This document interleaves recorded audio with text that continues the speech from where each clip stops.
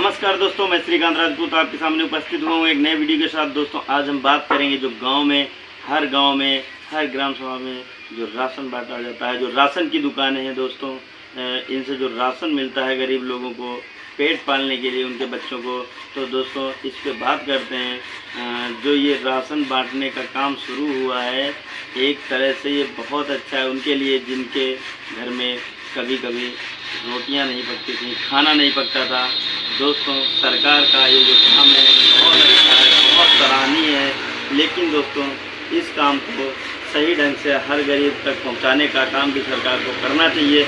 लेकिन सरकार इस काम में फेल है, और क्योंकि जो भी सरकार ने दुकानें बना रखी हैं, और जो भी दुकानें हर ग्राम सभा में जो राशन की दुकानें हैं दोस्तों, इन राशन की दुकानों में घटतौली का काम बहुत चलता है। ये गोरख धंधा इतने दिन से चला आ रहा है, इस पर नकेल नहीं कसी जाती है, और ना तो दोस्तों आज तक ये काम बंद हुआ है और ना कभी बंद होगा।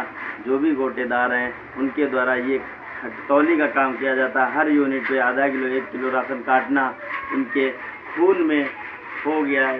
ये कभी सही नहीं होने वाले हैं। और अगर जो कोई गरीब इंसान शिकायत करता है, अगर जो अपने ज़िले में कहीं रसद विभाग में अगर जो शिकायत करता है, तो उनका फ़ोन कोटेदार के पास पहले पहुंच जाता है, और कोटेदार को बता दिया जाता है, राशन की दुकान वालों को बता दिया जाता है कि आपके यहाँ से इस नाम के शख्स ने रिपोर्ट करी है और आपके कोटे पे घटतौली का काम होता है। तो दोस्तों कोटेदार जो भी राशन के दुकानदार हैं वो लोग थोड़ा पैसा दे देते हैं, और वहीं से उनकी आवाज़ दबा दी जाती है गरीब लोगों की। दोस्तों ये गोरख धंधा बहुत दिनों से चला आ रहा है, और इस पे नकेल कसी जाए तो ज़्यादा अच्छा रहे। जो भी सरकार गरीब लोगों के लिए राशन वितरित करती है, तो कम से कम उसको सही ढंग से उसके पास पहुंचाना चाहिए। और क्योंकि बीच में ये लोग जो चोरी करते हैं, आधा किलो 1 किलो राशन काटते हैं हर यूनिट में, इससे सरकार को भी बहुत नुकसान होता है, और जो गरीब के हिस्से में राशन आता है उसको भी ये लोग खा जाते हैं। इनको शर्म नहीं आती है। जितने भी राशन के दुकानदार हैं, जितने भी कोटेदार हैं, एक भी कोटेदार शायद 1 या 2% सही भी हों, ये कहा नहीं जा सकता। सही वहीं पर होते हैं जहाँ पर लोग ज़्यादा जागरूक होते हैं। ये काम जो काला गोरख धंधा चलता है, ये शहरों में तो कतई नहीं चलता है। कोई भी डिस्ट्रिक्ट हो, यदि डिस्ट्रिक्ट पे कहीं पे राशन बट रहा है, तो राशन की दुकानों पे ये गोरख धंधा नहीं चल पाता है, क्योंकि वहाँ पे लोग जागरूक होते हैं। अगर जो उनका 100 ग्राम भी राशन काटा, तो वो लोग सीधा शिकायत कर देते हैं, और तुरंत ही उन पर कार्रवाई हो जाती है राशन की दुकानदारों पे। तो दोस्तों ये गोरख धंधा गांव में बहुत धड़ल्ले से चल रहा है, और इस पे कोई नकेल नहीं कसता है। और दोस्तों क्या वादा करते हैं जो भी सरकार में आते हैं, जो भी नेता बनते हैं, इनका वादा रहता है कि हम अच्छे काम करेंगे, कोई चोरी नहीं होने देंगे, कुछ नहीं होने देंगे। लेकिन इनकी सारी बातें धरी की धरी रह जाती हैं। ये कोटेदारों पे नकेल इसलिए नहीं कसते हैं क्योंकि वो गरीब लोगों को राशन बांटते हैं, और 400 से 500 कार्ड धारकों को वो राशन बांटते हैं। एक राशन जिसकी दुकान होती है, जो कोटेदार होता है 400-500 लोगों को बांटता है, कम से कम उनका वोट अपने साथ रखता है, और ये नेताओं को वोट देने का कार्य करते हैं। और जहाँ पे नेताओं को वोट मिलेंगे वहाँ पे नेता उनकी मदद करेंगे, और वही लोग ये काला गोरख धंधा करवाते हैं। और जितने भी विधायक हैं या सांसद हैं, इनको भी इससे थोड़ा थोड़ा हिस्सा जाता है।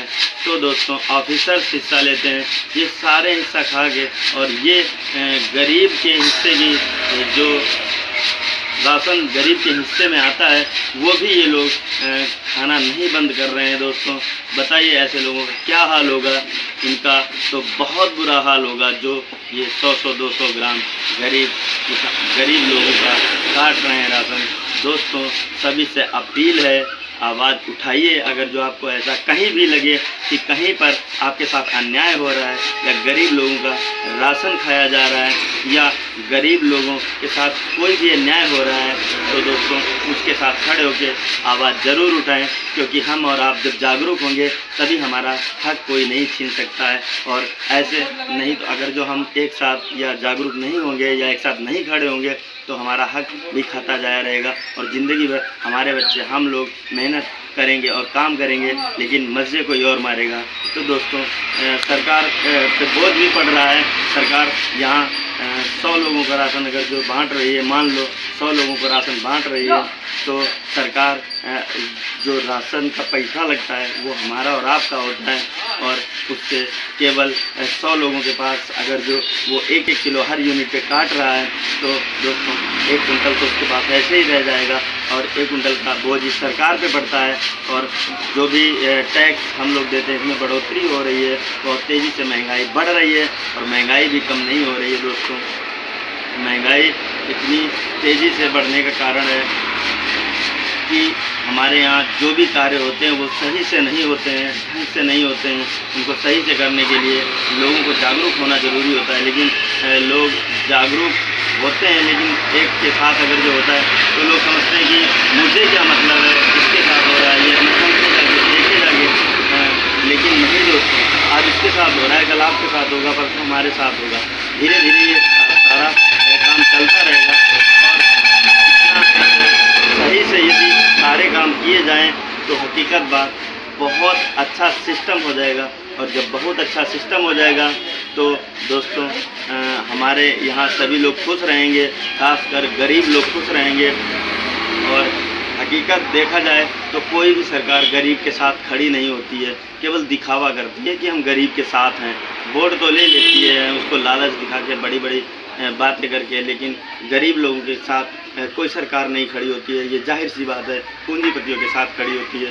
पूंजीपति लोग चुनाव में पैसा देते हैं, पैसा खत्म करते हैं, इसीलिए उनके साथ खड़ी होती है। गरीब लोग क्या देंगे, बेचारे लालच में आके वोट दे देते हैं और उसी वोट का गलत फ़ायदा उठाकर ये राजनीति करते हैं लोग। तो दोस्तों जो भी ये धड़ल्ले से गोरख धंधा चला रहे हैं दोस्तों, इन पर नकेल कसी जानी चाहिए। और यदि राजनेता या राजनीतिज्ञ लोग ये इन पे नकेल नहीं कसते हैं तो दोस्तों हम और आपको आगे आना होगा और हम आप लोग आगे आके एक साथ मिल के और हमको एकत्रित होके मुट्ठी बांध के चलना पड़ेगा एक साथ दोस्तों।